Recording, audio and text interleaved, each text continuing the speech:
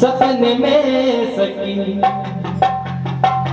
सपने में सखी देखो नंद गोपाल, सपने में सखी देखो नंद गोपाल, सपने में सखी देखो नंद गोपाल।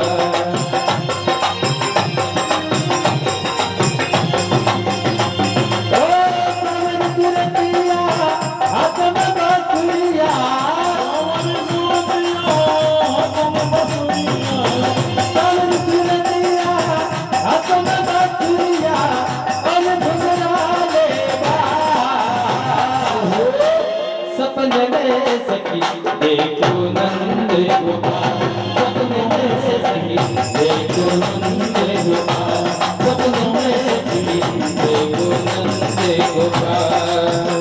सपनों में ओ सखी देखो नंद गोपाल, सपनों में सखी देखो नंद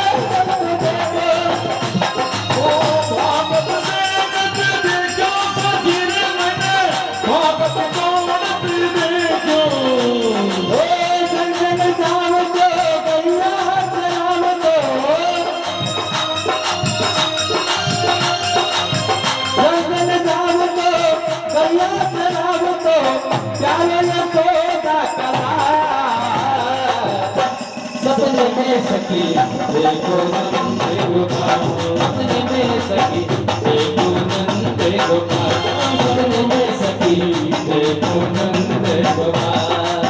देखो देखो देखो देखो देखो मदन गोपाल, सपनों में सखी देखो नंद गोपाल, सपनों में सखी देखो नंद गोपाल।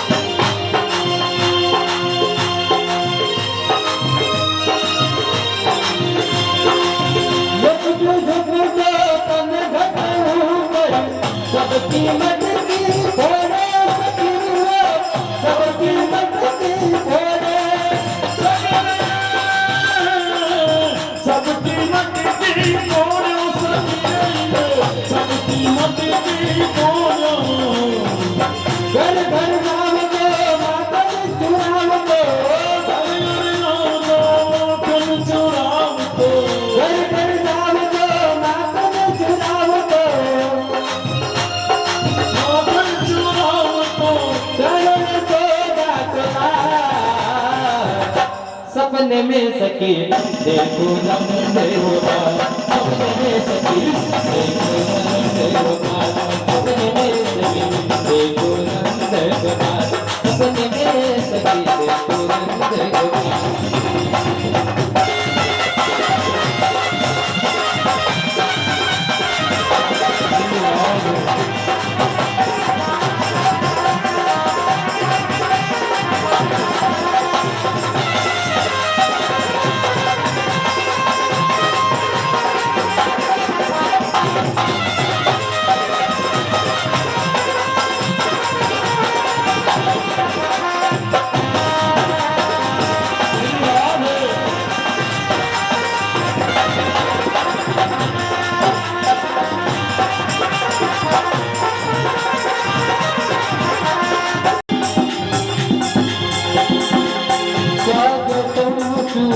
स्वागतम शरणागतम गुरुदेव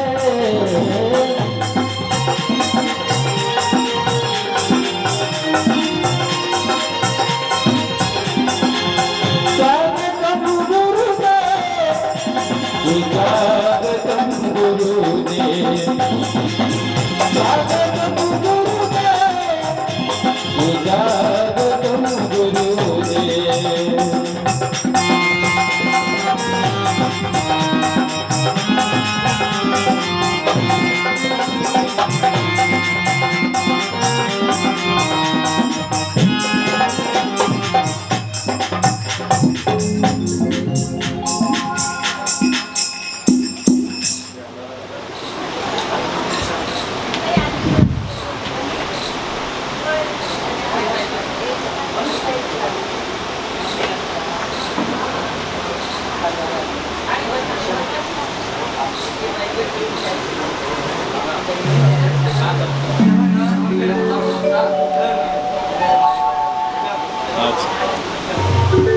आज का व्यास जी का पूजन भगवान बाके बिहारी का पूजन हमारे इस ज्येष्ठ नागरिक संघ के सदस्य श्री मधुकर जी चौधरी उनके द्वारा भगवान बाके बिहारी का पूजन हो रहा है।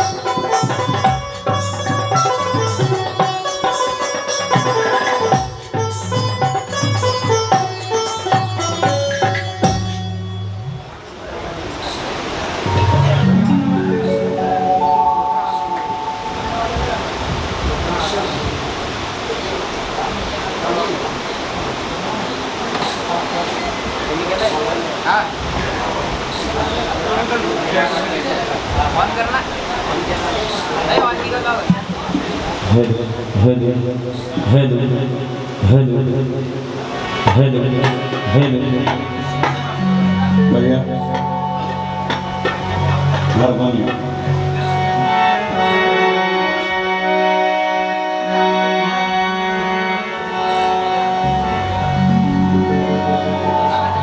वक्रतुंड महाकाय सूर्यकोटि समप्रभ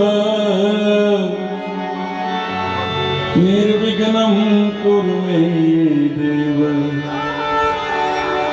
सर्वकार्येषु सर्वदा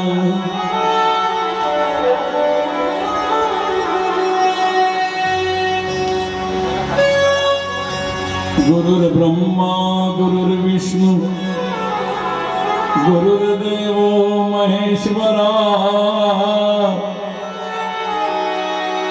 गुरुर्साक्षात् परब्रह्म तस्मै श्री गुरुवे नमः।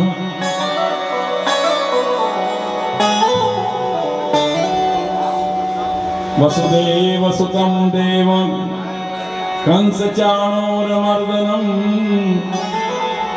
देवकी परमानन्दं कृष्णं वन्दे जगद्गुरुम्।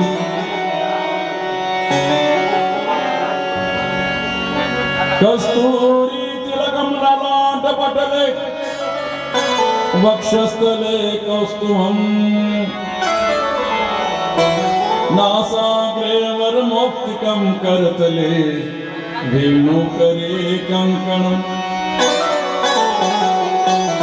सर्वाङ्गे हरिचन्दनं सुललितं कण्ठे च मुक्तावली गोपस्त्री परिवेष्टितो विजयते गोपाल चूड़ामणि।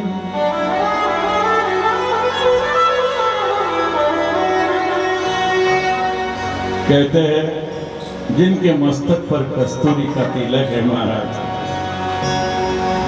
और वक्षस्थल में कौस्तुभ मणि,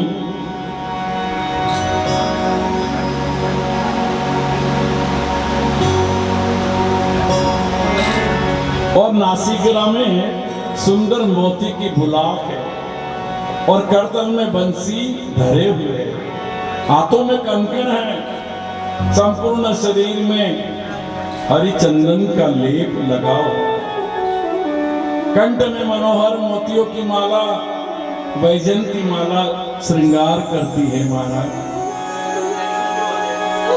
ऐसे गोपाल चूड़ामणि बलिहारी को हम सभी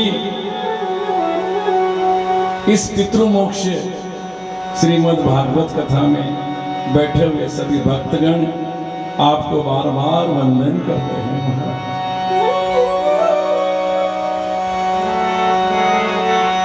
शांताकारं भुजंगशयनं पद्मनाभं सुरेशं विश्वाधारं गगनसदृशं मेघवर्णं शुभांगं श्रीलक्ष्मीकान्तं कमलनयनं योगभिर्गानगम्यं वन्दे विष्णुं भवभयहरणं सर्वलोकैकनाथम्। कर्पूरगमनं करुणावतारम् संसारसारं भुजगेन्द्रहारं सदा वसन्तं हृदयारविन्दे भवन् भवानी सहितं नमामि। या देवी सर्वभूतेषु शक्तिरूपेण संस्थिता नमस्तस्यै नमस्तस्यै नमस्तस्यै नमो नमः। या कुन्देन्दुतुषारहारधरा या शुभ्रवस्त्रावृता या वीणावरदण्डमण्डितकरा या श्वेतपद्मासना या ब्रह्माच्युत शंकर प्रभृतिभिर्देवैः सदा वन्दिता सा मां पातु सरस्वती भगवती निःशेषजाड्यपहा। वो सरस्वती मातु मनोजवं मारुततुल्यवेगं जितेन्द्रियं बुद्धिमतां वरिष्ठं वातात्मजं वानरयूतमुख्यं श्रीरामदूतं शरणं प्रपद्ये। हनुमान जी महाराज। जय श्री कृष्ण। बोल पितरेश्वर महाराज की जय, सिद्धेश्वर महादेव की जय, दुखभंजन हनुमान जी महाराज की।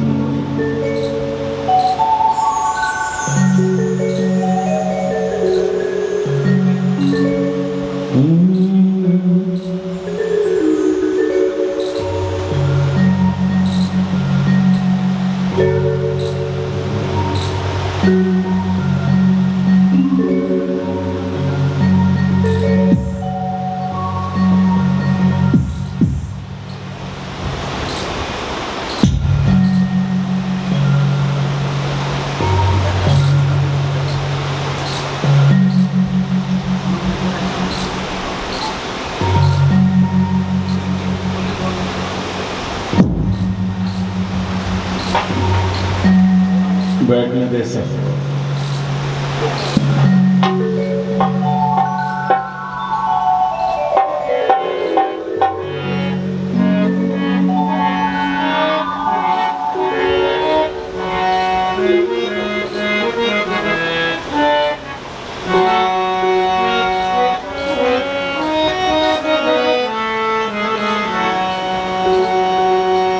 श्री कृष्ण गोविंद हरे मुरारे, हे नाथ नारायण वासुदेव।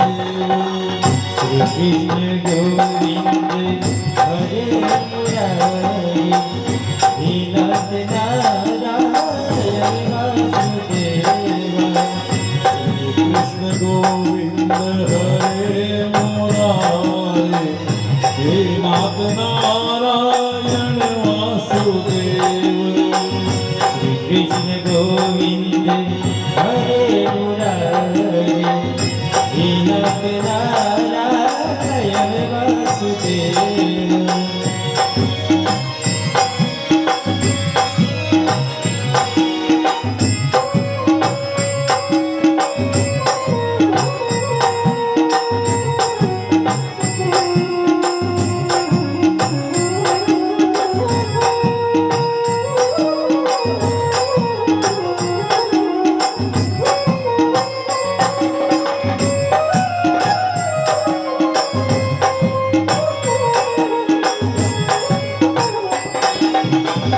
कृष्ण गोविंद हरे मुरारे, हे नाथ नारायण वासुदेव। कृष्ण गोविंद हरे मुरारी, हे नाथ नारायण वासुदेव। हे नाथ नारायण वासुदेव, हे नाथ नारायण वासुदेव। श्री कृष्ण गोविंद हरे मुरारी, हे नाथ नारायण वासुदेव। श्री कृष्ण गोविंद हरे मुरारी, हे नाथ नारायण वासुदेव। हे नाथ नारायण वासुदेव, हे नाथ नारायण वासुदेव।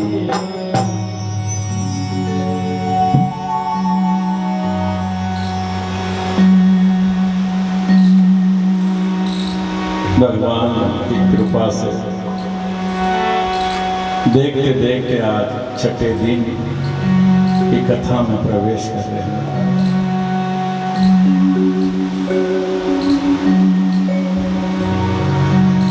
कहते हैं कोई भी काम आप मन से कीजिए, ठाकुर जी उसको पूरा करते हैं। इन 6 दिनों में पहुंचते पहुंचते तीसरे दिन की शाम भगवान का एक चमत्कार हुआ। हमारे वीडियोग्राफर चारू भैया की मोटर व्हीकल यानी मोटरसाइकिल, महेंद्र होटल यानी चौपुली के ऊपर भैया रखकर कोई ऑर्डर पर गए थे। जब तक डकैतों ने उस गाड़ी पर हाथ फिराया, भैया का फोन आया कि आज मैं बड़ा परेशान हूँ। क्या हुआ? बोले ऐसा ऐसा इस जगह से इस समय पर गाड़ी कोई ले गया। मैं आज पुलिस स्टेशन में हूँ, कार्यक्रम में थोड़ा लेट हो गया। मैंने कहा चिंता ना करो, गाड़ी आपकी जरूर मिलेगी, 3 दिन में मिलेगी, 30-40 किलोमीटर पर मिलेगी, आप चिंता मत करिए। अभी मैंने पूछा भैया से कि भाई गाड़ी का हालचाल क्या है, दूसरा दिन है, अच्छा तीसरा है, आज दूसरा दिन है। बोले भाई साहब कल ही शाम को स्टेशन से फोन आया कि गाड़ी दुनिया के पास मिली। कहता है कि भक्ति का असर इतना है महाराज। बड़ा चिंतित था चारों भाई कि आज मैं, और आदमी कितना भी धनवान हो, नुकसान हर कोई बर्दाश्त नहीं कर सकता महाराज। बड़ी मेहनत से दर दर जाकर इंसान को अपने जीवन की उपजीविका करनी पड़ती है। खाली एक दिन हरेसमेंट हुई जरूर, मैं बोला चिंता करना ही नहीं, प्रभु की सेवा में आप लोग चल रहे हैं महाराज। तो आज मुझे भी एहसास हुआ कि अगर इस वाणी से कुछ कहा जाए तो भगवान पूरा करते हैं महाराज।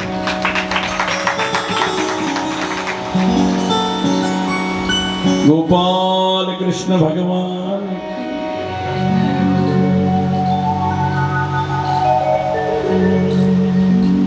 कल हिरण्यकशिपु का वध और हिरण्यकशिपु की पूरी ताकत का इजहार देखा हमने।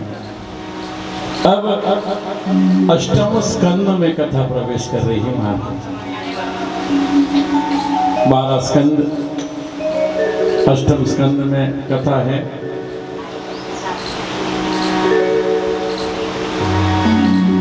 इसमें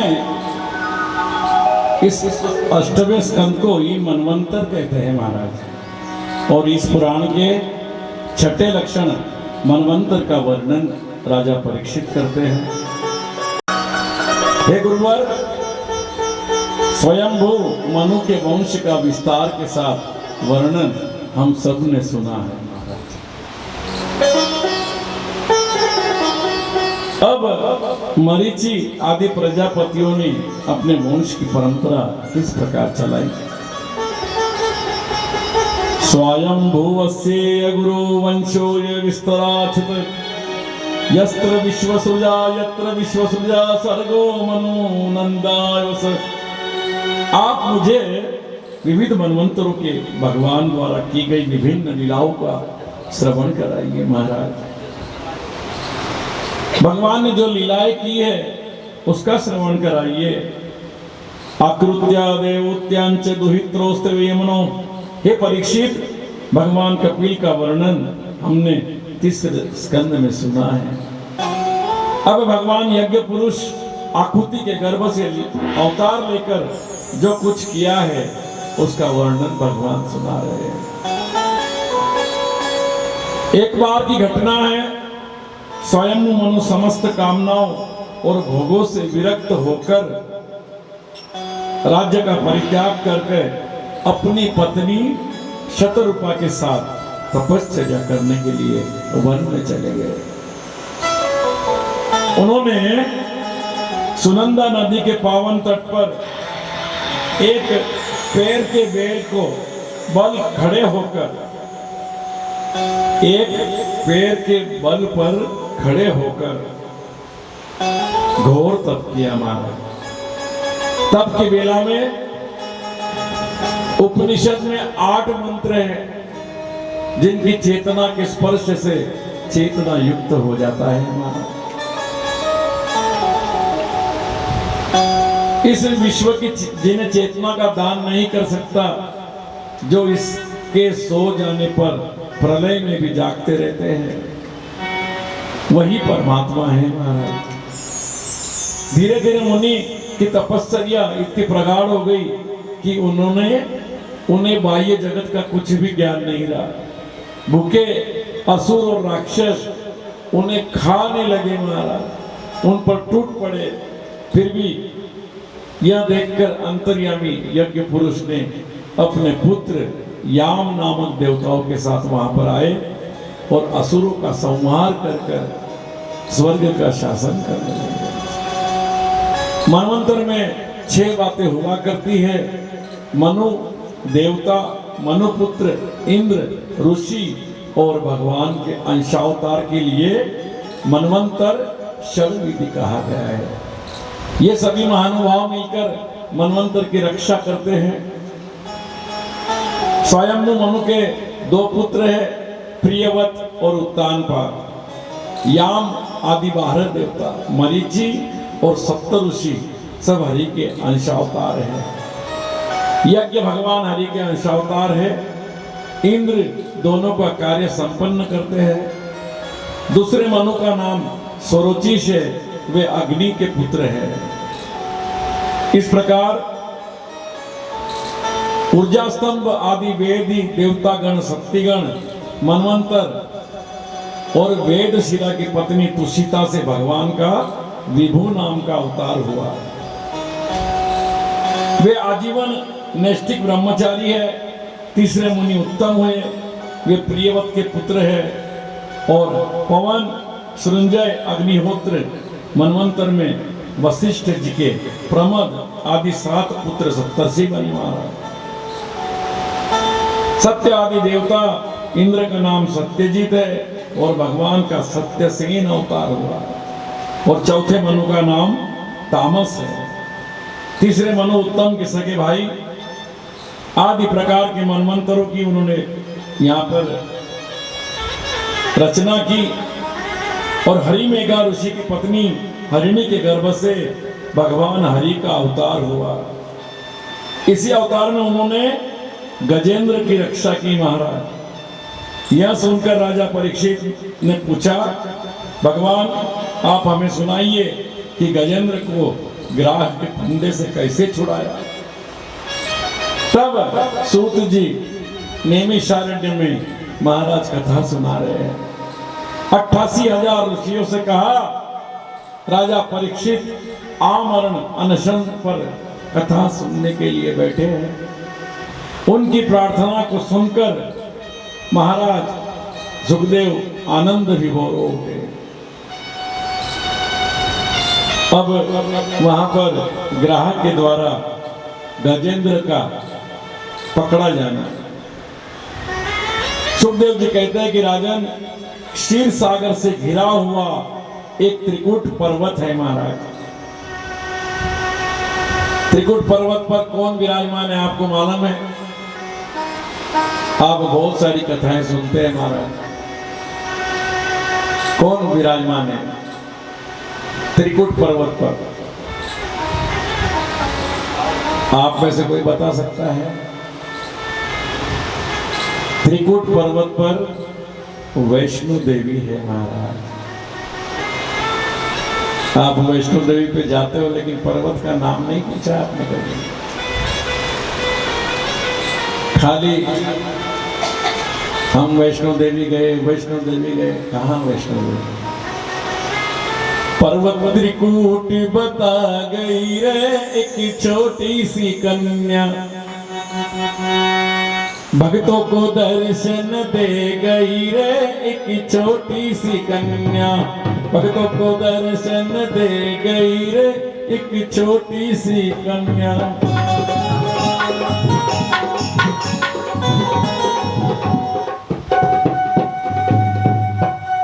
क्योंकि पर्वत त्रिकूट है, वहां पर क्षीर सागर है और अत्यंत सुंदर लोहे, चांदी और सोने की 3 चट्टानें बनी हुई है महाराज।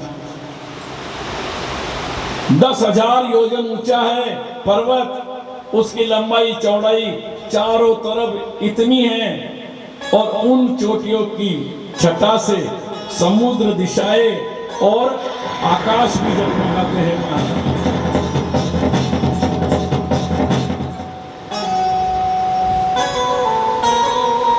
ये भाई बैठते क्या मालूम क्या चलाता है।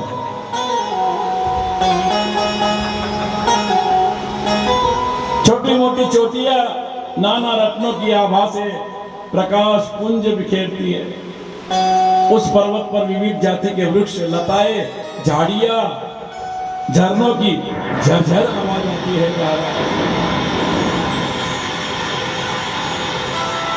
चारों ओर सागर की लहरियां आकर निचले भाग से टकराती है महाराज। इससे ऐसा लगता है मानो सागर उसका पैर पखार रहा है। पर्वत पर विराजमान हरे हरे पन्नों की आभा, सारा भाग हरित तृण से मानो अच्छा जीत है। उसकी कंदराए गंधर्व, नाग, किन्नर और विलास क्रीड़ा करते हैं। यह पर्वत शेर और चित्ते से, जानवरों से शेर की ध्वनियां निकालता है महाराज।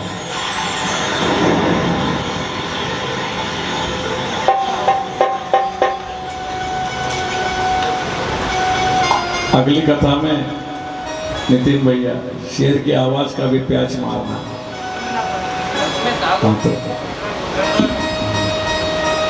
जहां पर शेर की वर्णन आए था वहां पर शेर दहाड़े। इस प्रकार उस पर्वत पर शेर है, चित्ते हैं, और उन जानवरों की ध्वनि सदा वहां गूंजती रहती है। पर्वत त्रिकुट की तराई में वरुण नाम का एक उद्यान है महाराज। जैसा आपने सरस्वती नगर में खड़के उद्यान है ना, वहां पर वरुण नाम का उद्यान है।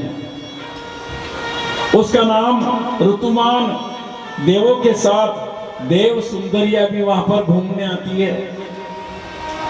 इसके लिए हम सब लोग, हमारे जवान बच्चे शादी होने के बाद कश्मीर की यात्रा करते हैं महाराज। ये इसी का कारण है कि वहां देवता सुंदर अप्सराएं उस समय क्रीड़ा करती थी, और उद्यान के बीचों बीच विशाल निर्मल जल से भरा एक सरोवर है। उसमें सुनहरे रंग बिरंगे कमल है, विविध प्रकार के पक्षी हैं, पक्षी भ्रमण कर रहे हैं। मंदार, चंपा, अशोक, चंदन आदि वृक्षों की छाया है, उस भूमि को शीतल आनंद देती है। अनेक प्रकार के पशु पक्षी वहां पर विहार करते हैं। उस जंगल में हथीनियों से घिरा हुआ है। अत्यंत मत वाला एक विशाल गजराज वहां पर रहता है महाराज। उसकी गंध पाकर सिंह, व्याघ्र आदि भयंकर जानवर भी भाग जाते हैं। पहली बार देखा है कि हाथी को देखकर सिंह भी भाग जाता है वहां पे, इतना बड़ा गजराज है वहां। हरिण, खरगोश आदि दुर्बल उसकी कृपा से निर्भय होकर विचरते हैं।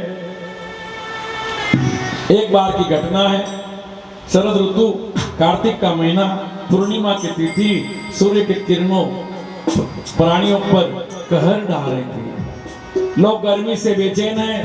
गजराज भी प्रचंड धूप से परेशान हुआ। अब उसे प्यास लगी, प्यास से व्याकुल बनाकर पूरे जंगल में घूम रहा है। पूरे गज झुंड के साथ झूमता झामता वृक्षों को रोनता हुआ गजराज उस सरोवर के समीप आया महाराज। उस सरोवर का जल अत्यंत निर्मल और अमृत के समान मधुर है।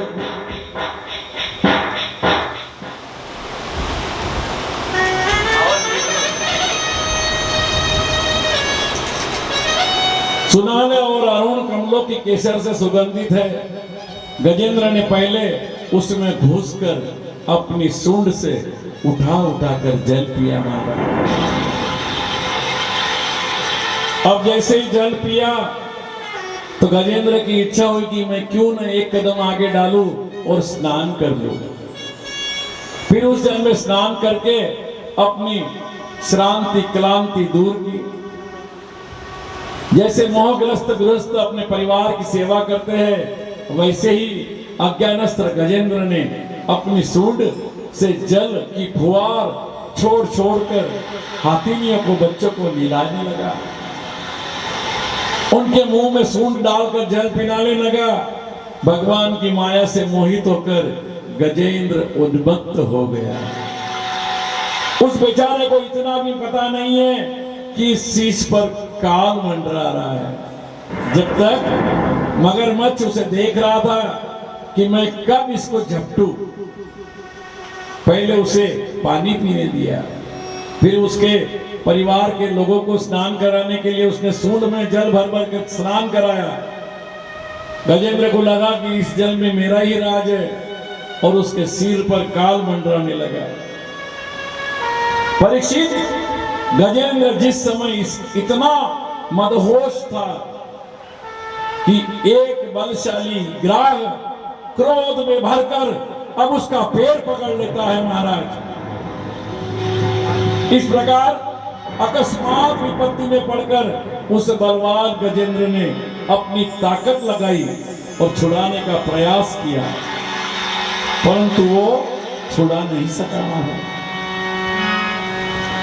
तम तत्र कश्चिन्नृपदेव चेदितो ग्राहो बालिया चरणे रुषान ग्रहित। हाथियों हाथिनियों और उनके बच्चों ने देखा कि उनके स्वामी बलवान को अब वो ग्राह मतलब मगरमच्छ, संस्कृत में कहते हैं मगर को ग्राह। अब वो ग्राह इतना बलवान हाथी को खींचकर अब जल में ले जाने लगा। हाथी घबरा रहा है, हाथी को महान कष्ट हो रहा है, विकल होकर चिढ़ाने लगे। बहुतों ने उसकी मदद करने की कोशिश की, लेकिन जल से बाहर निकाल नहीं पाए, सफलता नहीं मिली। अब हाथी के साथियों ने सूंड मिलाकर उसे जल से बाहर निकालने का प्रयास किया, किंतु मगरमच्छ इतना शक्तिशाली है कि एक बार मनुष्य जल के प्रवाह में प्रवाहित हुआ तो वो उसे कोई बाहर निकाल नहीं सकता महाराज। इस प्रसंग का वर्णन करते हुए वृंदावन के वक्ता कहते हैं, जब गजेंद्र ग्राह से युद्ध करते करते थकने लगा तो उसके साथी हाथी और हाथिनियों और बच्चों ने अपनी सूंड से गजेंद्र के पांव में पूंछ और सूंड पकड़ लिए। फिर उनसे पकड़ने वाले को 10-10 ने पकड़ा, 10-10 को 20-20 ने पकड़ा। सभी एक दूसरे को खींचने लगे, परंतु जल में सरोवर में गजेंद्र खींचा नहीं जा सका, उसे तन से मन नहीं किया जा सका। गजेंद्र और ग्राह अपनी दोनों पूरी शक्ति लगाकर भिड़े हुए हैं। कभी गजेंद्र ग्राह को बाहर खींचता, कभी ग्राह को गजेंद्र भीतर खींचता। इस प्रकार लड़ते लड़ते 1000 साल व्यतीत हो गए महाराज। सहस्त्र का मतलब होता है 1000 साल। 1000 साल व्यतीत होने पर दोनों ही मरे नहीं महाराज, दोनों भी जिंदा है। इस दृश्य को देखकर देवता भी आश्चर्यचकित हो गए। बहुत दिनों तक संघर्ष करने के बाद अब गजराज ठंडा पड़ा महाराज। अब गजराज का अहंकार टूटा। बड़े उत्साह से गजेंद्र को भीतर की ओर खींचने लगा। इस प्रकार गजेंद्र के ऊपर प्राणों का संकट अब गहरा होने लगा। अपने को मुक्त करने में अब समर्थ है। पूर्ण जब निस्सहाय हुआ तब वो ग्राह नहीं, विधाता की फांसी है। जब इंसान पूरी तरह से हार जाता है तब अहंकार चूर होता है, तब भगवान की चौखट पर जाकर प्रभु शनि महाराज की 7:30 चल रही है, मैं क्या करूं। जब इंसान खुद का अभिमान चूर कर लेता है तब किसी को जाकर सलाह पूछता है कि महाराज कितना कर लो, बचत कुछ नहीं होती, क्या करे, कैसा करे। अब हाथी के पास मरने के सिवाय कुछ नहीं है। तब उस गजराज ने भगवान की शरण ली। जब मुझे मेरे बराबर के हाथी इस विपत्ति से बाहर नहीं निकाल सके तो अब एक ही शरण है, ठाकुर जी की शरण। अब हाथी गजराज ठाकुर की शरण में गए। तेरी शरण प्रभु तेरी शरण, तेरी शरण प्रभु तेरी शरण, तेरी शरण प्रभु तेरी शरण, तेरी शरण प्रभु तेरी शरण। ओ प्रभु तुम्हारी शरण में आया हूँ, तुम्हारी शरण में आया हूँ, हरि तुम्हारी शरण में आया हूँ, हरि तुम्हारी शरण में आया हूँ।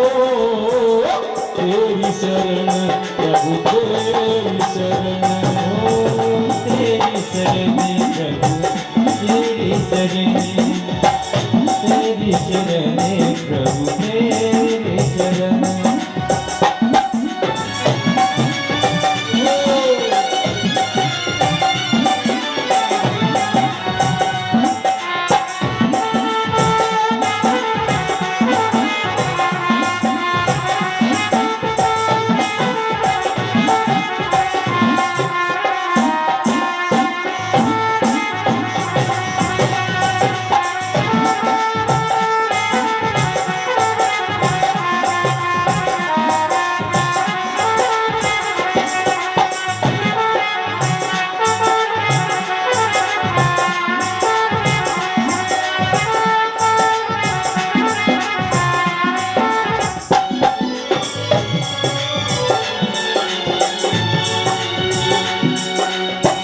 भव जल लहरी नदियां गहरी, भोजन लहरी नदिया गहरी।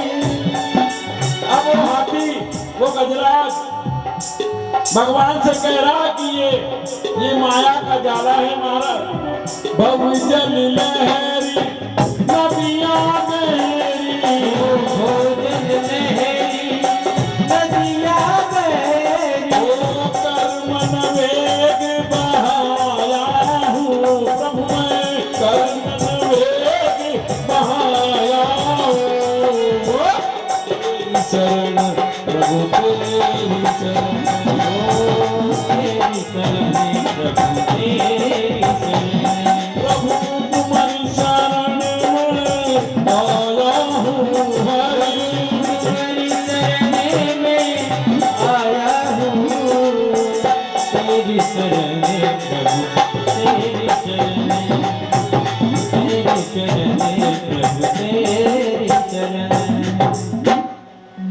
इस प्रकार गजराज ने आखिरी में सहारा लिया मेरे ठाकुर का, बंसी वाले की शरण में गए। हे नारायण नारायण, अब मुझे आप तार लो महाराज। इस संसार का जो भी कोई है ईश्वर है महाराज।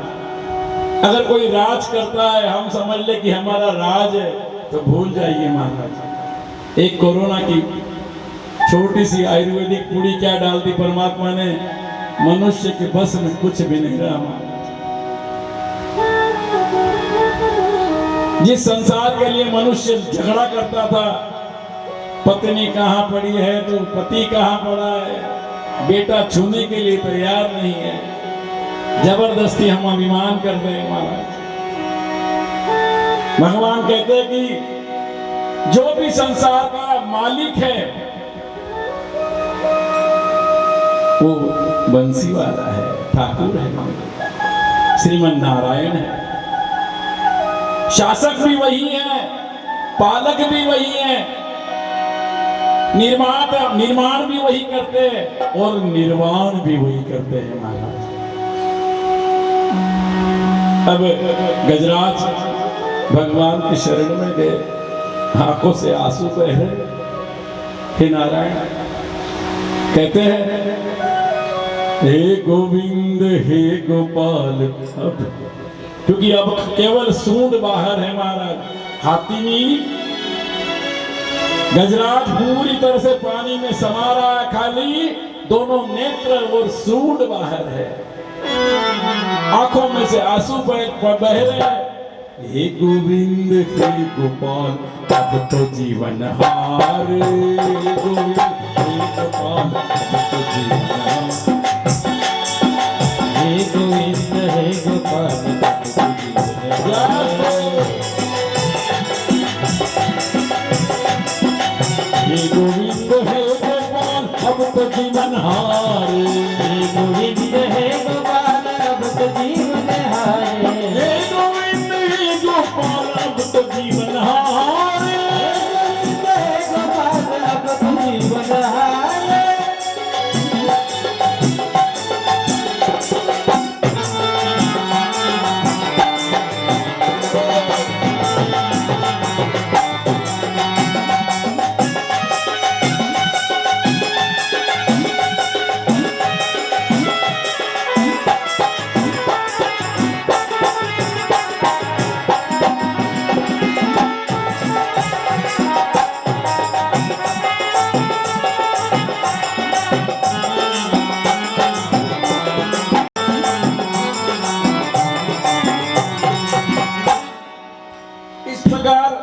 गजेंद्र रोते रोते भगवान को पुकारा कि हे गोविंद अब तो बचा ले, अब तो मैं गया। तब अब मेरा कोई सहारा नहीं है तुम्हारे बिना। मैं दुनिया भर का अभिमान करता था महाराज कि मैं गजराज हूं, इस जंगल में मेरा राज है, लेकिन जब भगवान हमारी तरफ देखना बंद कर देते हैं महाराज, तो जितने राजपाट है वो सब तहस नहस हो जाते हैं। अब गजराज ने भगवान से स्तुति की, मन में हृदय में एकाग्र चित्त करके पूर्व जन्म के अभ्यास के लिए वो स्तोत्र गा कर भगवान को रिझाने लगा। एवं व्यवसितो बुद्ध्या समाधाय मनोहृदि जजाप परमं जाप्यम प्राग्जन्मनि शिक्षितम। हे जगत के मूल कारण, सबके हृदय में विराजमान पुरुष, समस्त संसार के एकमात्र स्वामी, सर्वत्र चेतना का विस्तार करने वाले भगवान, हम आपको बार बार प्रणाम करते हैं। हम आपका ध्यान करते हैं। ओम नमो भगवते वासुदेवाय, ओम नमो भगवते वासुदेवाय। जिनकी दृष्टि सर्वदा जो की त्यों एक सी बनी रहती है, जो सबके मूल है, जिनका मोल कोई दूसरा नहीं है। हे मेरे प्रभु, आप ही सर्व जगत है और आप ही सर्व जगत व्यापक है। आप ही सर्व जगत के सेठ है और आप ही हमारे रक्षक है महाराज। आप मेरी रक्षा करें प्रभु, जो महाप्रलय की बेला में सबके विलीन हो जाने पर भी विराजमान रहते हैं, जिनको ठीक ठीक कोई जानता नहीं, जिनके दर्शन के लिए बड़े बड़े महात्मा महान त्याग करते हैं, जिनके जन्म कर्म आदि बिल्कुल नहीं है, ऐसे आश्चर्य कर्म भगवान की हम वंदना करते हैं।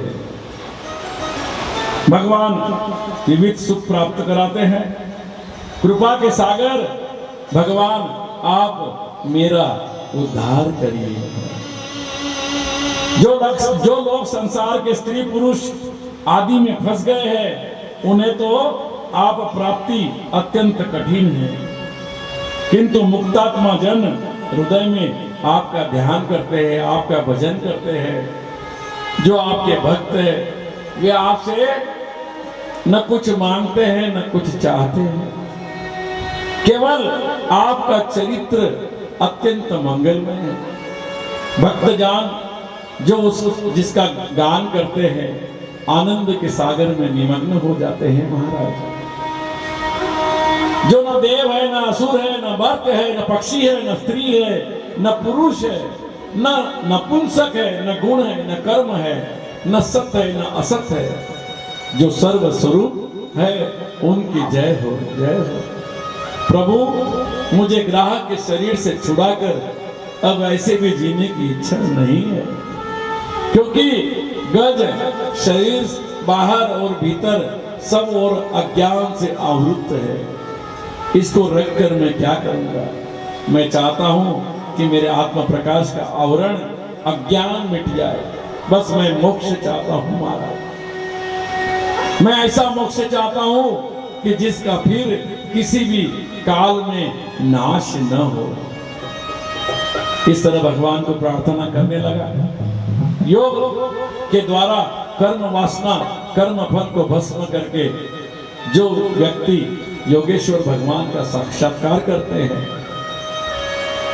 इस प्रकार 28 श्लोकों से भगवान की स्तुति करके गजराज इस प्रकार तल्लीन हो गया कि उसे सुध-बुध नहीं रही महाराज।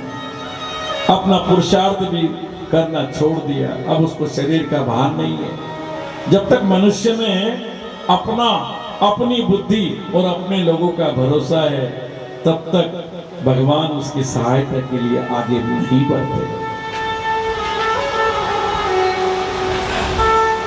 असहाय गजेंद्र की वाणी बंद होने लगी। उसके मन में अब केवल भगवान का ही भान है। सहस्त्र वर्ष के युद्ध से गजेंद्र के अंग अंग शिथिल पड़ गए। अब केवल एक आखिरी का एक झटका लगने से उसकी मृत्यु सुनिश्चित थी। इस प्रकार गजेंद्र का तत्व का उपवर्णन किए जाने पर अभिमान रखने वाले अपने ब्रह्मा को विष्णु और महेश आदि के रूप मानने वाले देवता जब नहीं आए, तब सर्वात्मा सब देवमय श्री हरि प्रकट हुए महाराज। और गजेंद्र को पीड़ित देखकर उसके स्तोत्र को सुनकर शीघ्रगामी भगवान गरुड़ पर शामिल हुए। गरुड़ पर विराजमान होकर अब भगवान गजेंद्र को बचाने के लिए निकल पड़े। श्रीमन नारायण नारायण नारायण, श्रीमन नारायण नारायण नारायण, श्रीमन नारायण नारायण नारायण, श्रीमन नारायण नारायण नारायण, ओ भजन नारायण नारायण नारायण, भजन नारायण नारायण नारायण, लक्ष्मी नारायण नारायण नारायण, लक्ष्मी नारायण नारायण नारायण। गरुड़ पर सवार होकर भगवान आकाश मार्ग से जैसे ही गजेंद्र को बचाने के लिए आए, उनके एक हाथ में चमचमाता सुदर्शन चक्र विराजमान है। भगवान पूरी तैयारी से दौड़े थे गजराज को बचाने के लिए। कहते हैं उस हड़बड़ी की बेला में भगवान को गरुड़ की चाल बैलगाड़ी जैसी धीमी धीमी लगने लगी महाराज। भगवान को बड़ी खटपटी कि मैं झट से जाऊं और मेरे शरण में आयु की मैं रक्षा करूं। गरुड़ जी हमेशा की तरह चल रहे हैं अपना विमान लेकर। अब वो गरुड़ का विमान उन्हें बैलगाड़ी के जैसा लग रहा है। अब भगवान ने कहा गरुड़ चल हट, मैं पैदल जाऊंगा मेरे भक्त को बचाने। अब भगवान गरुड़ की सवारी छोड़कर पैदल ही पैदल निकले और मन की गति से दौड़ पड़े। यद्यपि शब्द की गति से, ध्वनि की गति से गरुड़ भाग रहा था, किंतु भगवान को पसंद नहीं आई और मन की गति से पैदल चक्र उठाकर भगवान सुदर्शन चक्र लेकर दौड़ने लगे महाराज। क्योंकि भगवान को जब अपना भक्त आपत्ति में दिखाई देता है तब तो भगवान मन की गति से उसकी सहायता करने आते हैं महाराज। अब पीताम्बर की छोर में गरुड़ का पंख फंसा हुआ। भगवान तो उतर गए, लेकिन पीताम्बर जो है भगवान का, उसमें गरुड़ महाराज का पंख फंस गया। गरुड़ भी घिसटा हुआ चल रहा है भगवान के साथ। कितना सुंदर वर्णन है महाराज गजराज की भक्ति का। भगवान पैदल चल रहे हैं, चक्र उठाए चल रहे हैं, दौड़ रहे हैं, मानो शरीर के वजन को घटाने के लिए रेस लगी हो। इस प्रकार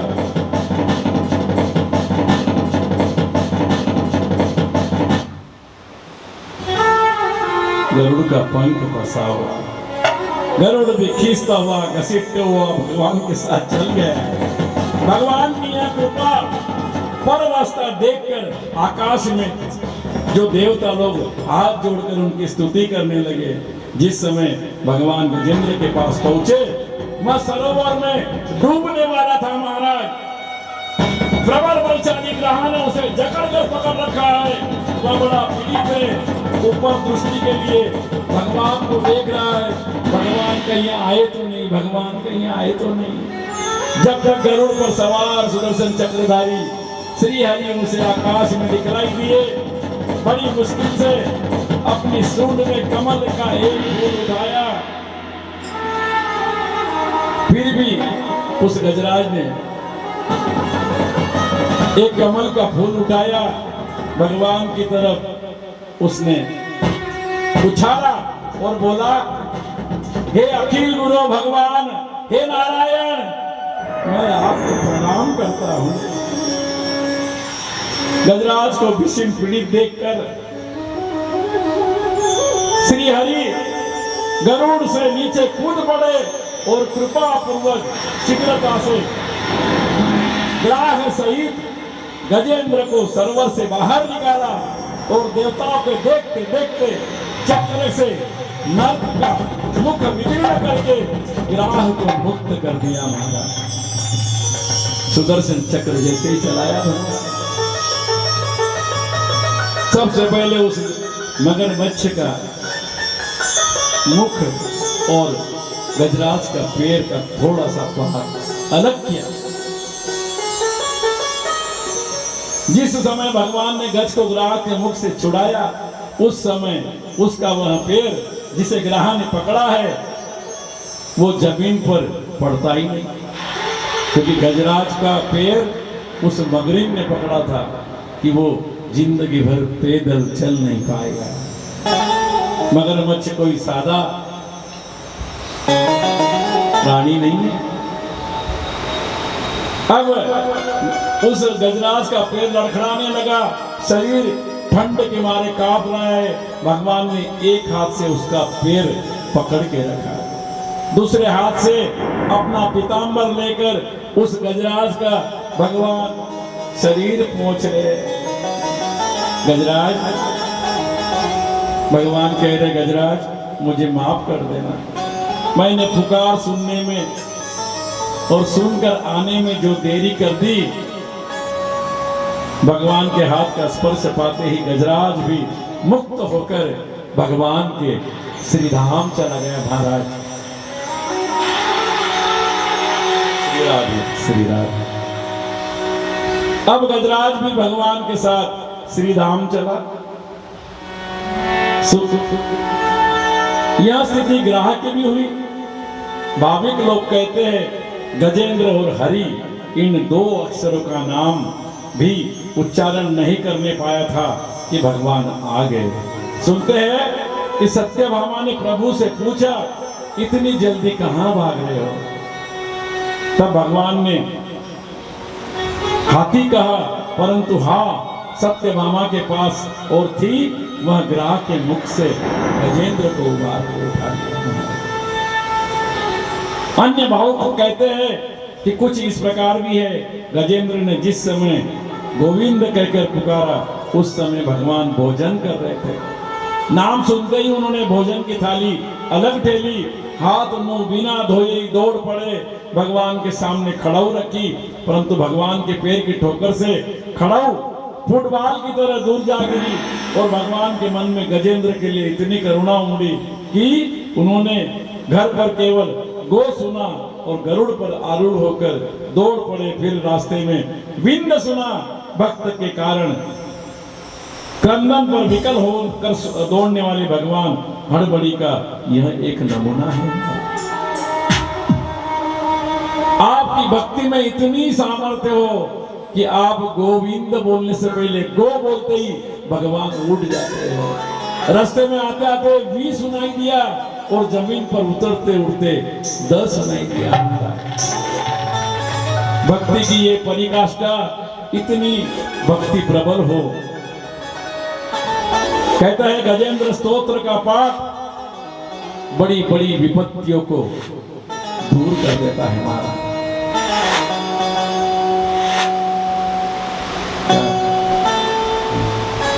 जो मनुष्य अपने ऊपर आई हुई आपत्ति में गजेंद्र मोक्ष का पाठ घर पर करते हैं, उनके जीवन में कितनी भी बड़ी कठिनाई आई हो महाराज, वो छूट जाती है।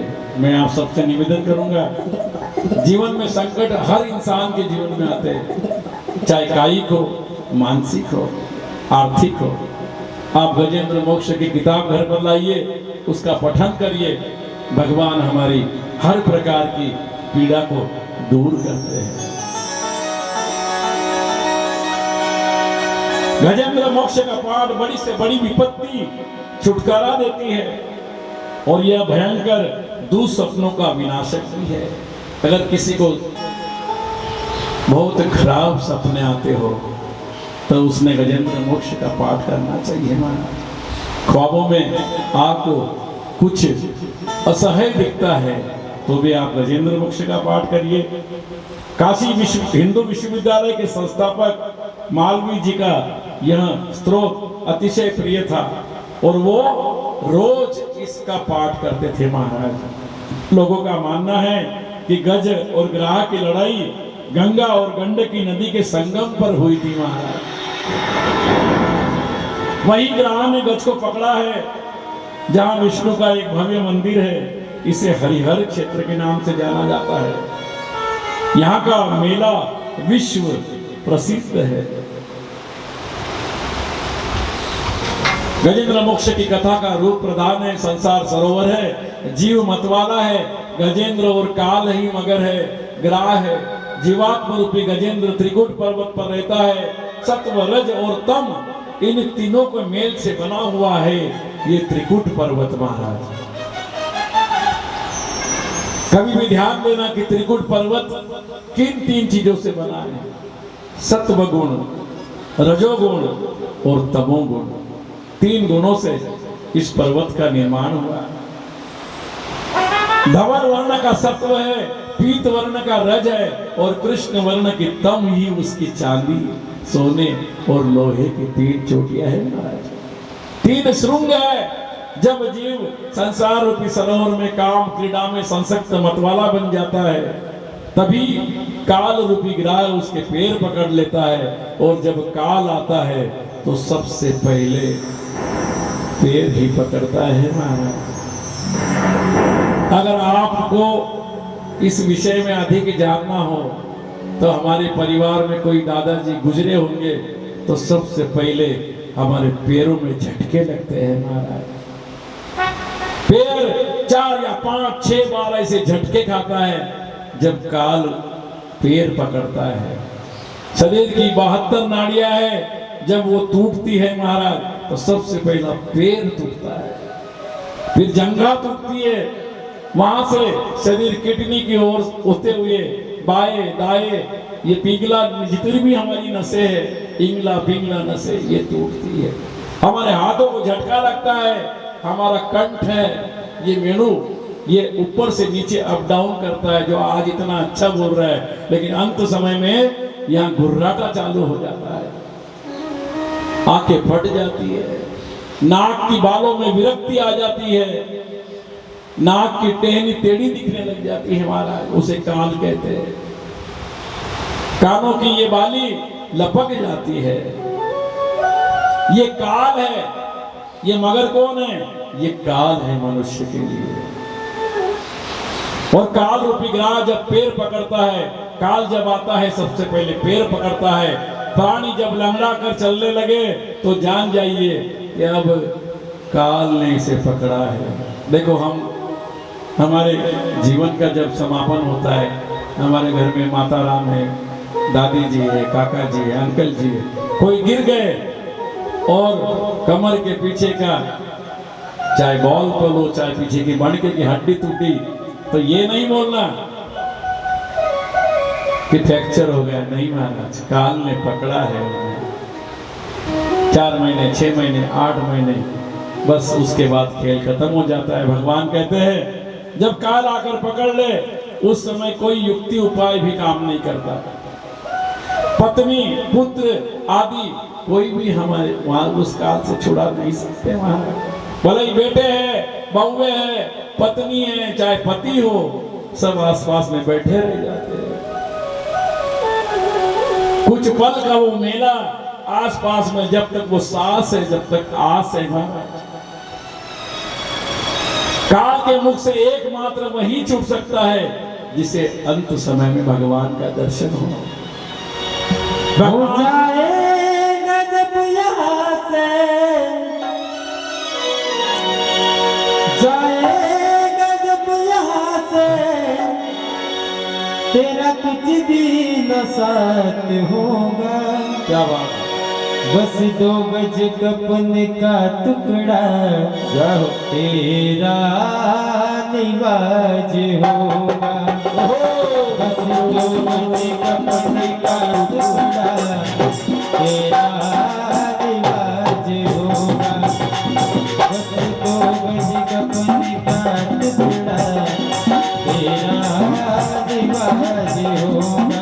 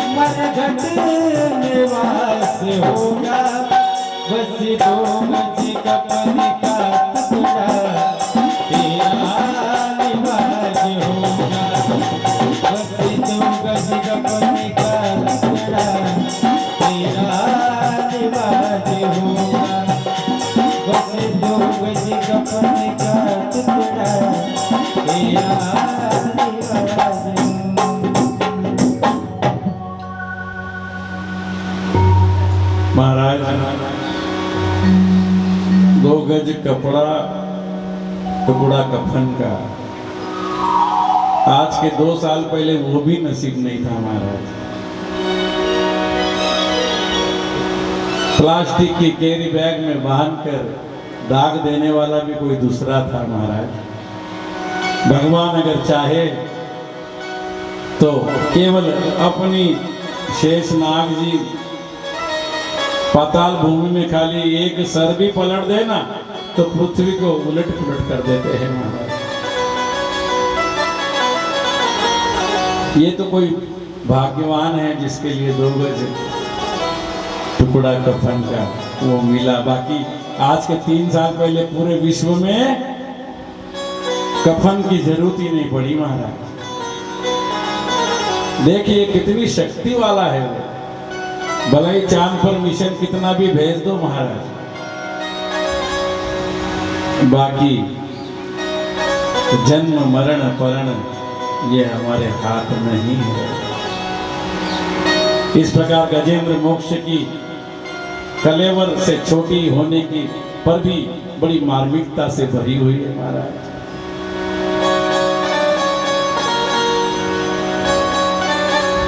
ग्राह ने शरीर को छोड़ा, दिव्य रूप धारण किया, भगवान को प्रणाम किया, स्तुति की और गंधर्व लोक को चला गया महाराज। पूर्व जन्म में इस ग्राह का नाम हुहु नाम का श्रेष्ठ गंधर्व था। महर्षि देव के श्राप से ग्राह हो गया। कहते हैं एक बार हुहु मदस्थ अप्सराओं के साथ सरोवर में विहार कर रहा। उसी समय जटाजूटधारी देवल स्नान करने के लिए सरोवर में उतरे, स्नान करने लगे। हुहु को मजाक सूझी, उसने जल में डुबकी लगाई और जाकर उस देवराज को पकड़ लिया, मुनि के पैर को। वे डर कर दूर भागे। हुहु हा हा कर हंसने लगा। मुनि ने फिर स्नान किया। गंधर्व ने पुनः वही चपलता की। बार बार परेशान करने पर मुनि को क्रोध आया और उन्होंने श्राप देते हुए कहा, तुम ग्राह की तरह पैर पकड़ रहे हो, अतः जाओ तुम ग्राह बन जाओ। यह हुहु नाम का था पहले जो ग्राह बना। इस तरह गजेंद्र भी भगवान के स्पर्श को प्राप्त कर अज्ञान के बंधन से मुक्त हुए। उन्होंने भगवान के स्वरूप की प्राप्ति हुई। अब पीतांबरधारी चतुर्भुज बन गए महाराज और गजराज पूर्ण रूप से राज करने लगे। इस प्रकार हमने गजेंद्र मोक्ष की कथा सुनी महाराज। बोलना तो पड़ेगा, बोल पितरेश्वर महाराज की जय हो। क्योंकि आज ये भक्ति की जो गंगा बह रही है महाराज, इन पितरों की कृपा से ही बह रही है।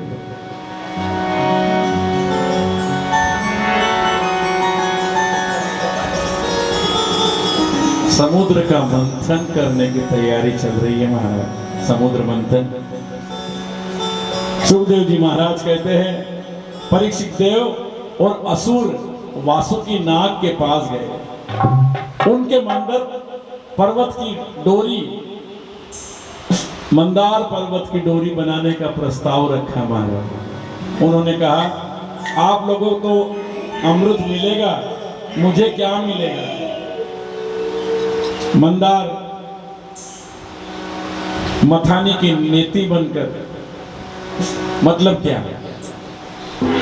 आपको समझ आया क्या ये शब्द रचना क्या थी? नेति मतलब क्या? आप कितनी बार कथा सुनते हो महाराज? मंदार की नेति बनना यानी क्या? कोई बोल पाएगा?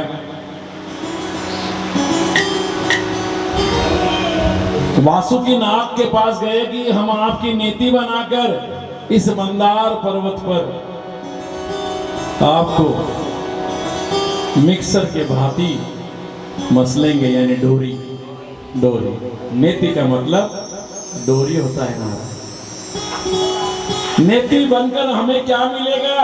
नागराज कहता है, वासुकी नाग, मैं अपना शरीर खिंचवा के मुझे क्या लाभ होगा? आप तो मुझे मेरी डोरी बनाकर उस पर्वत को घुमाएंगे, मेरा क्या लाभ होगा?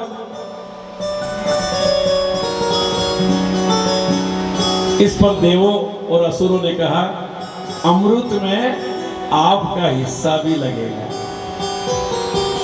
उस नागराज को कहा, इसमें जो अमृत निकलेगा वो हम आपको पिलाएंगे महाराज। इस पर वासुकी जो नाग है वासुकी नाम का, उसने कहा ठीक है, अगर मुझे अमृत मिलता है तो मैं डोरी बनने के लिए तैयार हूं महाराज। फिर वे सहमत हो गए। अब मंदराचल के बीचों बीच वासुकी नाग लपेटा गया महाराज। सारी तैयारी पूरी हुई, बड़ी सावधानी के साथ अब सागर का मंथन होने लगा महाराज। श्री हरि ने जाकर वासुकी नाग के मुख भाग को पकड़ लिया। नारायण के सिवाय वासुकी नाग के मुंह में हाथ डाले तो कौन डाल सकता है। सारे देवता उनके पीछे खड़े होकर वासुकी नाग को पकड़ लिए। देवता और सर्वदा आशंका की दृष्टि से देखने वाले दैत्यों को यह बात पसंद नहीं आई महाराज। दैत्य को मालूम था कि देवता बड़े चतुर हैं। उन लोगों ने कहा सर्प की पूंछ अशुभ मानी गई है। अब दैत्य बोलते हैं कि हम पूंछ का भाग नहीं पकड़ेंगे, क्योंकि दैत्य और भगवान दोनों को समुद्र मंथन करने के लिए दोनों दिशा में खड़े रहना था। दैत्य में भी कोई बदमाश दैत्य था, समझदार था। उसने कहा पूंछ का हिस्सा अशुभ होता है, हम पूंछ क्यों पकड़े। उन लोगों ने कहा कि सर्प की पूंछ महाराज अशुभ है, अमंगलकारिणी है, हम लोग उसे नहीं पकड़ेंगे। तन्ने छन्न दैत्य पतयो महापुरुष चेष्टितम न गृह्णामो वयम पुच्छ में हरमा मंगलम। हमने वेद शास्त्रों का अध्ययन किया है, प्रशस्त वंश में हमारा जन्म हुआ है और वीरता हमारी जगतदीत है। अतः सर्प के पुच्छ का स्पर्श हम जी 14 साल तक कैसे राज करेंगे। सारी पार्टियां सनातन के विरोध में खड़ी हो गई। महाराज जागते रहिए, अगर हम नहीं जागते रहे तो सनातन की आजादी खतरे में आ जाएगी। ये बात निश्चित है। हमें थोड़ा सा हमारे सनातन की ओर देखना चाहिए, मैं तो यही कहूंगा। क्योंकि इस गादी पर एक ही था, फिर दूसरा आया, फिर तीसरा आया, फिर चौथा आया। क्योंकि प्रधानमंत्री की सीट के लिए सब लालाई से जो अंत समय की सांसें गिन रहे हैं, वो भी चाहते हैं कि मैं प्रधानमंत्री बनूं, चाहे लालू जी हो, चाहे नीतीश बाबू हो, चाहे। तो यहाँ पर तैयारी हुई, लेकिन सब देवता ने भी एक गलती कर दी वहां।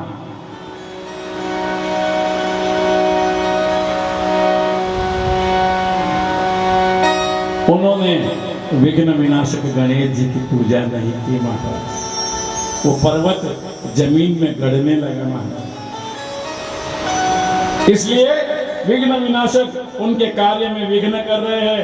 भगवान को इस बात का पता चला और उन्होंने जय गणेश जय गणेश जय गणेश देवा, माता जाकी पार्वती पिता महादेवा, जय गणेश देवा।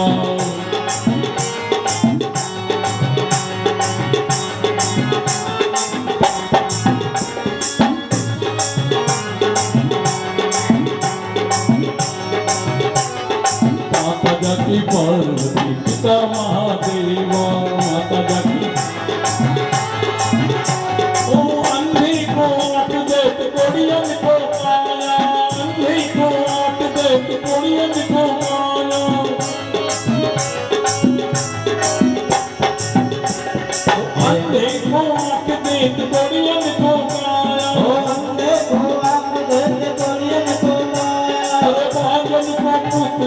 निर्भर को माया।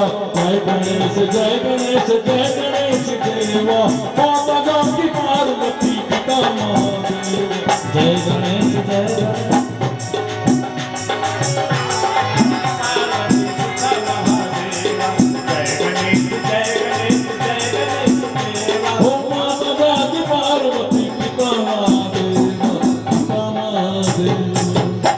भगवान ने गणेश जी की प्रार्थना की कि महाराज हम भूल गए, हमारे इस विघ्न को पार करो।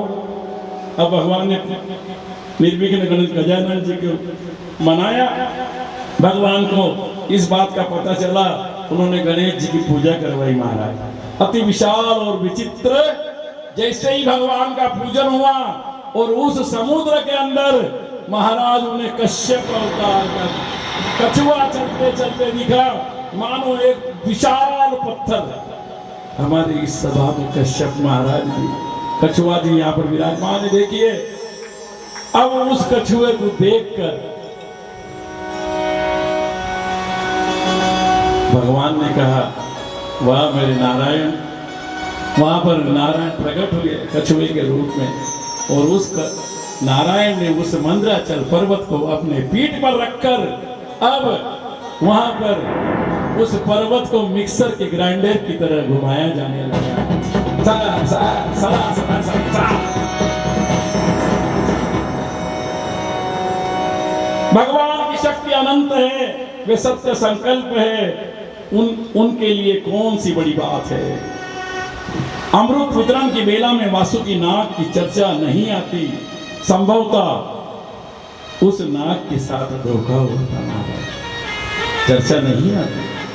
लेकिन ये भगवान श्रीमद् भागवत का हृदय ग्रंथ है जो हम आज यहाँ पठन कर रहे हैं। अलग अलग लीलाओं में इस कथा का वर्णन नहीं मिलता। देव और असुरों के झगड़े के कारण उन्हें अमृत से वंचित होना पड़ा था। मंथन की बेला में डोरी की खिंचाई होगी, मुख से जहरीला बाहर निकलेगा, अतः उस जो मुख से जहरीला भाग निकलेगा उससे सब झुलस जाएंगे, मूर्छित हो जाएंगे, मर जाएंगे। यानी जब पहले भगवान ने पकड़ा था वासुकी नाग का मुंह, तब दैत्यों ने कहा कि नहीं, हम पूछ नहीं पकड़ेंगे। अब जब उसको डोरी का इस्तेमाल करने लगे, अब उसके अंदर जो जहर था महाराज वो बाहर आने लगा वासुकी नाग के मुख से। आधे दैत्य तो वहीं पर अंधान हो गए उसके विषैली हवा से। देवों और असुरों ने देखा कि मंदर तो अब अंदर नहीं रस रहा है, अब मंदर जैसे जैसे घूमने लगा, कश्यप भगवान नीचे से घूमते घूमते मंदिर को ऊपर की ओर उठाकर ले आए। उन बेचारे को क्या माना कि भगवान की कृपा का फल है। फिर वे फिर से समुद्र मंथन के लिए उठ उठे। उस समय भगवान ने जम्बूद्वीप के समान 1,00,000 योजन विशाल अपनी पीठ पर मंदार को अनायास धारण कर रखा है। 1,00,000 योजन का पर्वत है महाराज, और नारायण ने अपने पीठ पर उसको बैठाया। अब मथने की बेला में मंदर पर्वत भगवान की पीठ पर रगड़ रगड़ कर घूमने लगा। ऐसा मालूम पड़ता है कि मानो भगवान की पीठ में खुजली आ रही है और वो पर्वत खुजा रहा है। देवों और असुरों ने भी भगवान ने अपनी शक्ति प्रविष्ट कर कर उन्हें उत्साह का संवर्धन किया। अब पर्वत ऊपर की ओर फेंकाने लगा, अतः पर्वत के ऊपर दूसरे पर्वत के समान बनकर सहस्त्रबाहु भगवान ने अपने हाथों से दबाकर स्थित कर दिया। भगवान के इस अद्भुत कृत्य को देखकर ब्रह्मा जी, भगवान शंकर जी और इंद्र उनकी स्तुति करके उन पर फूलों की वर्षा करने लगे। महाराज उपये उपर्यगेन्द्र गिरिडानुनाय आक्रम्य हस्तेन सहस्रबाहु तस्तो देवी ब्रह्म भवेन्द्र मुख्येन्द्र भष्टुद्धु सुमनो भी वृष्ट। इस प्रकार हम देखते हैं कि सागर मंथन की बेला में चारों ओर भगवान ही भगवान है। पर्वत के नीचे, पर्वत के ऊपर देवों, असुरों और वासुकी के भीतर तथा डोर पकड़े हुए चारों ओर भगवान ही भगवान थे। धन्य है भगवान की कृपा। सागर का मंथन तेजी से चलने लगा, वासुकी नाग की जमकर खिंचाई होने लगी। अब जैसे खिंचाई होती है तब श्वासोश्वास उस नाग का बढ़ने लगा महाराज। इस प्रकार वासुकी नाग का श्वासोश्वास बढ़ने लगा। अब उस सांस से विष का जहर बाहर आने लगा। उससे झुलसकर चाहे देवता हो चाहे असुर हो, अब वो सब निस्तेज होने लगे। भगवान को मालूम पड़ा कि सब देवता और असुर मर जाएंगे। उन्होंने वर्षा की, उस वर्षा से शीतल सुगंध पवन बहा दी। अब देवों की अंगार शांत हो गई। इससे देवता को उतना कष्ट नहीं हुआ जितना कि असुरों को हुआ। मथते मथते जब सब श्रांत हो गए, थक गए, किंतु अमृत नहीं निकला महाराज। तब स्वयं अजित भगवान ने कमर कसी, दोनों हाथों से दोनों ओर की डोर पकड़ी और अब भगवान अकेले ही समुद्र को मथने लगे। यदा सुधा न जायेत निर्ममंथा जाति स्वयं। उस समय मंथन करते हुए भगवान की कैसी शोभा है, इसका वर्णन करते हुए सुखदेव जी महाराज कहते हैं, भगवान मेघ के समान सावले कलर के श्याम हैं। उनके विग्रह पर पीतांबर शोभा रहा है, कानों में बिजली की भांति सुवर्ण कुंडल विराजमान है, सिर पर लहराते घुंघराले बाल है, नेत्रों में लाल लाल रेखाएं भरी हुई है, गले में वनमाला है। संपूर्ण जगत को अभय प्रदान करने वाले अपने भुजदंडों से वासु की नाक को पकड़कर कृम पर्वत से पर्वत को धारण कर जब मंदराचल की मथरानी से समुद्र मंथन करने लगे, उस समय वे ऐसे सुशोभित दिख रहे मानो दूसरा मंदराचल पर्वत हो। भगवान के समुद्र मथते ही सबसे पहले महाराज भयंकर विष निकला। ब्राह्मण बगले झांकने लगे।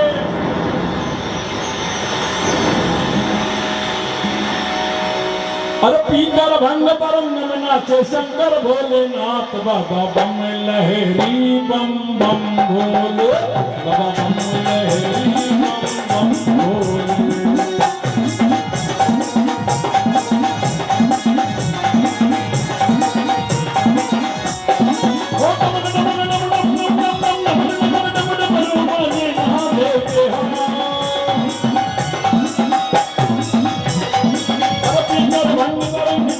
शंकर भोलेनाथ, बाबा बम लहरी बम बम भोले, बम लहरी बम बम भोले।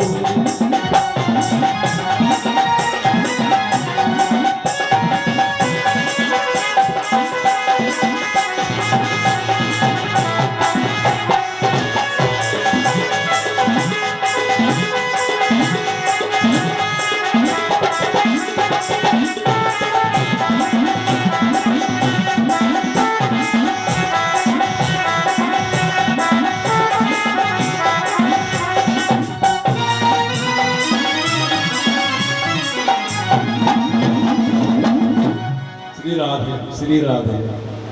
जैसे जहर निकला महाराज, तो दैत्यों ने कहा कि देखो भाई, जो भी पहली कमाई आती है या हमारी खेती में कुछ माल निकलता है तो सबसे पहले ब्राह्मण को दिया जाता है।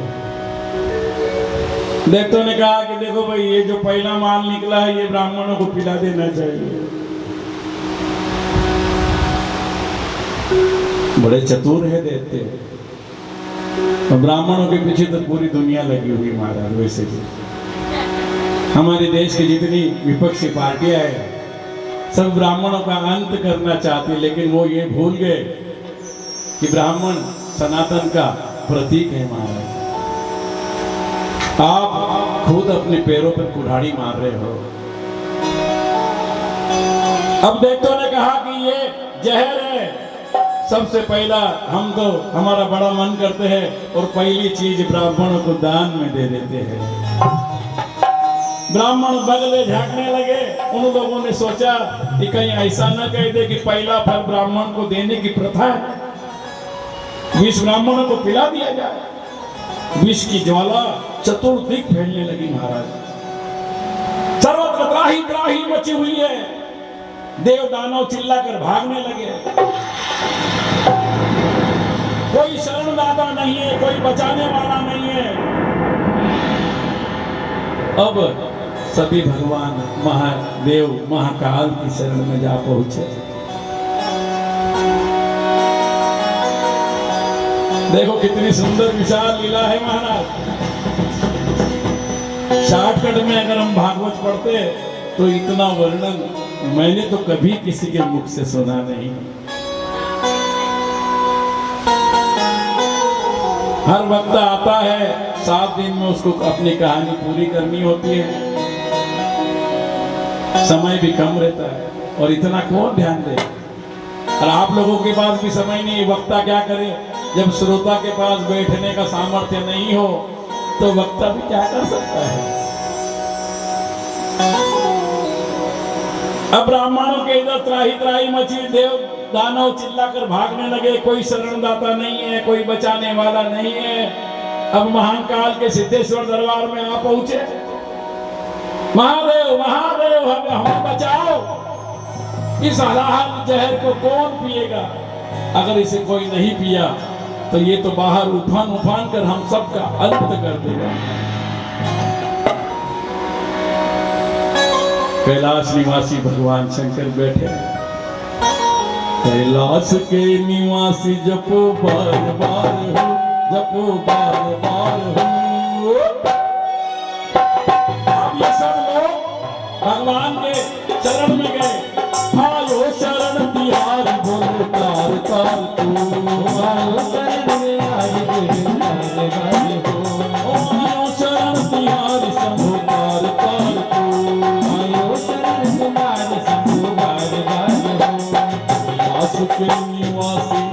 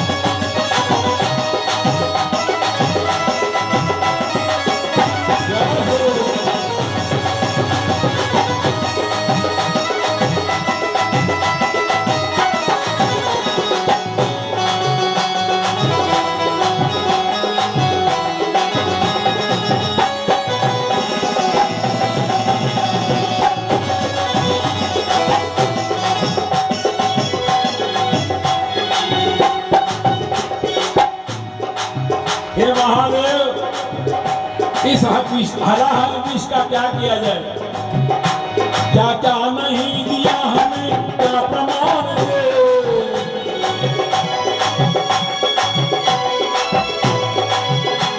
क्या क्या नहीं दिया बोले,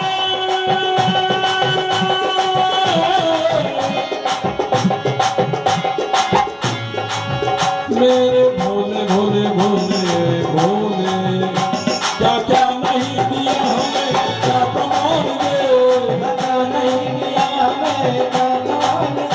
फंस गए हैं सुबह की शंभु तेरे दान से, फंस गए हैं त्रिलोकी शंभु तेरे दान से, शंभु तेरे दान से।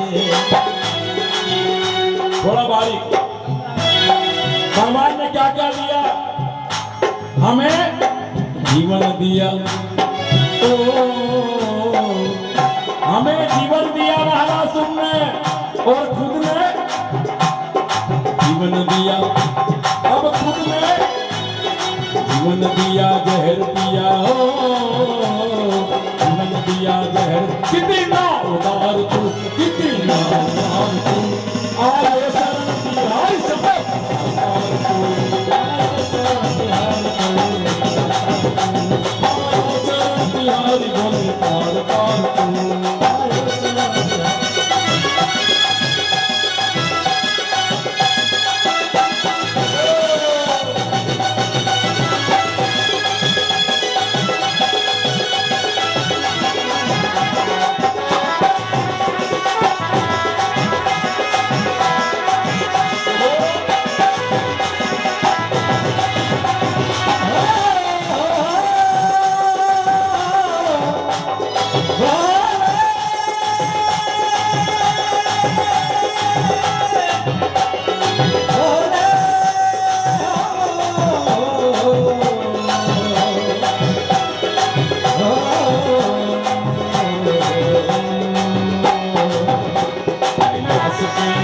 जपो बार बार हूँ, जपो बार बार हूँ। बोले आयो शरण तिहार सबो तार तार दो, आयो शरण तिहार सबो तार तार दो, आयो शरण तिहार सबो तार तार दो।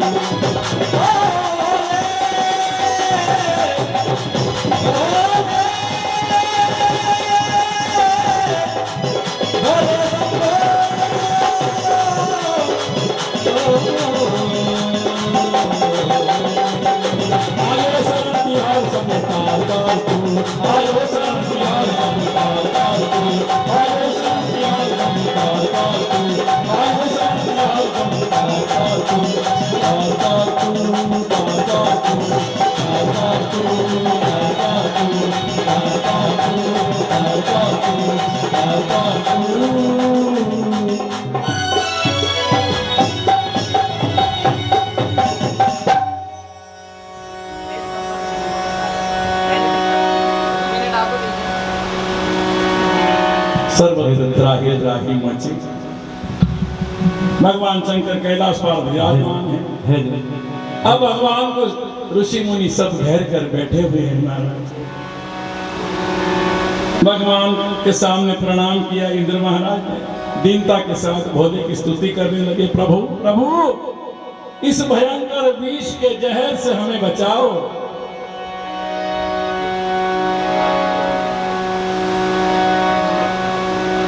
आप हमारी रक्षा करो, हम आपके चरणों में शरण के आए हैं, आप ही हमारी रक्षा कर सकते हैं।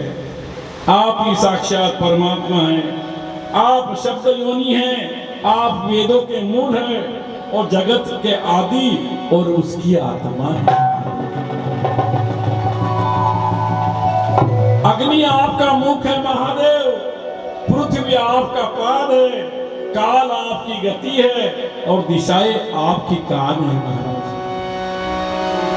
जल रसना है, नभ नाभि है। इस प्रकार उन्होंने विराट रूप में भगवान की शंकर की स्तुति करने लगे महाराज।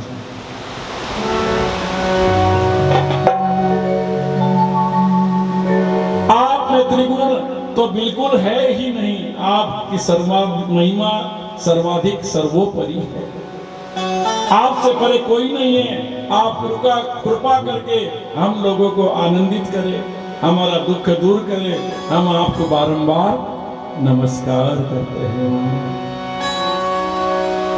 श्री सुखदेव जी महाराज कहते हैं, हे राजन, प्रजा के ऊपर आई हुई विपत्ति को देखकर समस्त प्राणियों के अकारण बंधु देवादिदेव भगवान शंकर के हृदय में कृपावश पहुंचे। बड़ी व्यथा हुई, संसार के दुख से व्यतीत हो उठे। उन्होंने अपनी प्राण वल्लभा सती से यह बात की।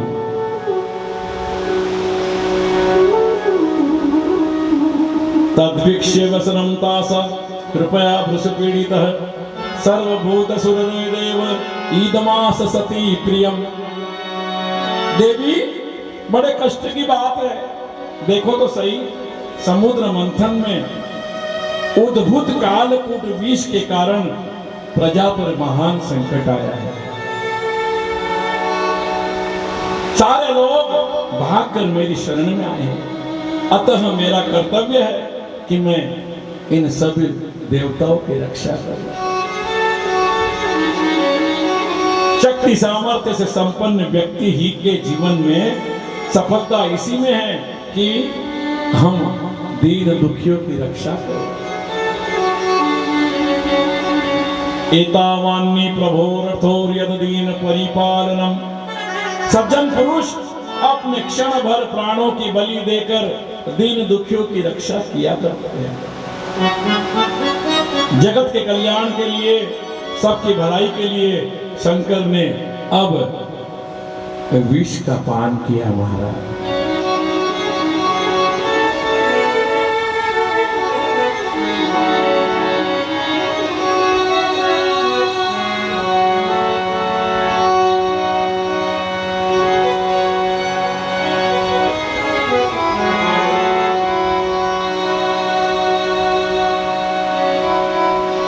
साधु पुरुषों का बर्ताव ऐसा ही होता है महाराज। सज्जन पुरुष अपने प्राणी की बलि देकर भी दूसरे के प्राणों की रक्षा किया करते हैं।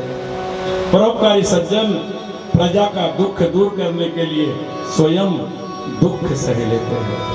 साधु पुरुष अन्य लोगों को दुख से दुखी होते हैं, किंतु यह दुख नहीं है, यह तो सभी के हृदय में विराजमान परमात्मा की आराधना है। ऐसे ही अकारण उपकारी प्राणियों पर भगवान कृपा करते हैं, प्रसन्न होते हैं। भगवान के प्रसन्न होने पर चराचर जगत के साथ मैं भी प्रसन्न हो जाता हूँ।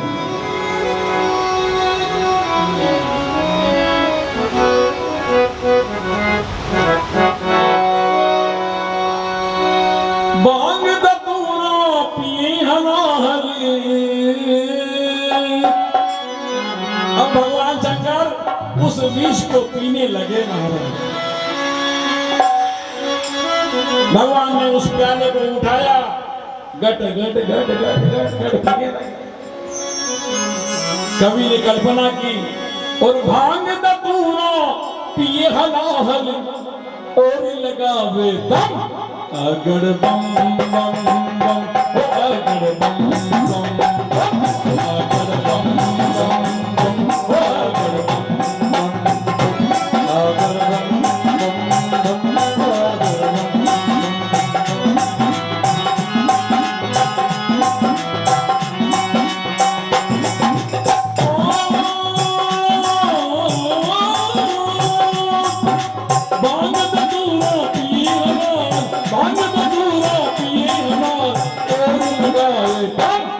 अगर बम बम बम,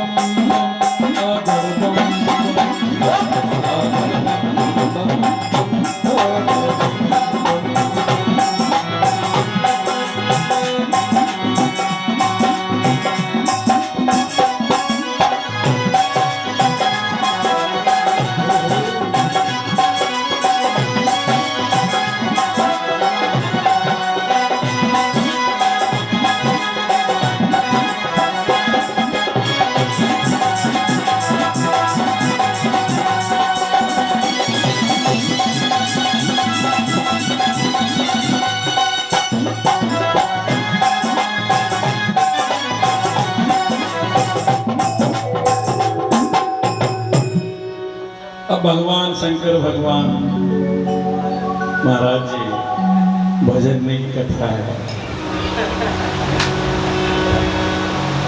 और संपूर्ण कथा है, इसलिए भजनों की कुछ कुछ पंक्तियां जहाँ पर लगती है वहाँ पर हम इसमें हम स्वयं भी रंगित बन जाते हैं और आप लोगों को भी रंगित कर देते हैं। भगवान शंकर ने जगत को बचाने के लिए विष पीने लगे। भवानी ने भाव की बात सुनी, एक क्षण के लिए वे संशय में पड़ गए।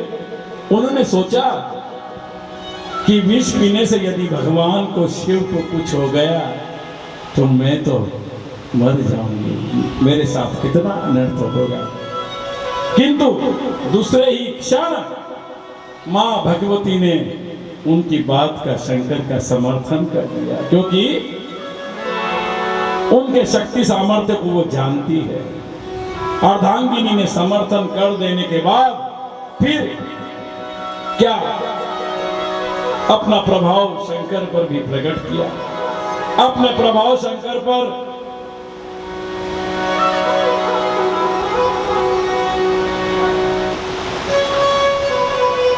फिर भगवान शंकर ने चारों ओर फैलने वाले विष को अपने चुल्लू भर में उठाया, अपनी अंजलि में जमा किया। पूरा विष जो बिखर रहा था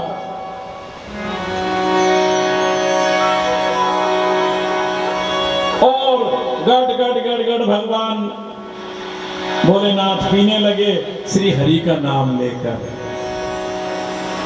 श्री भोलेनाथ हरि का नाम लेते लेते पूरे जहर के प्याले को पी गए महाराज। विष ने अपना प्रभाव शंकर पर प्रकट किया। अब भोलेनाथ का कंठ नीला पड़ गया महाराज। इसलिए भगवान को नीलकंठ कहा जाता है। अब उनका कंठ नीला पड़ा, नीलकंठ कहलाए। उनकी सुंदरता में और 4 चांद लग गए महाराज। इस अकारण करुणोपकारी को उसी दिन से दुनिया वाले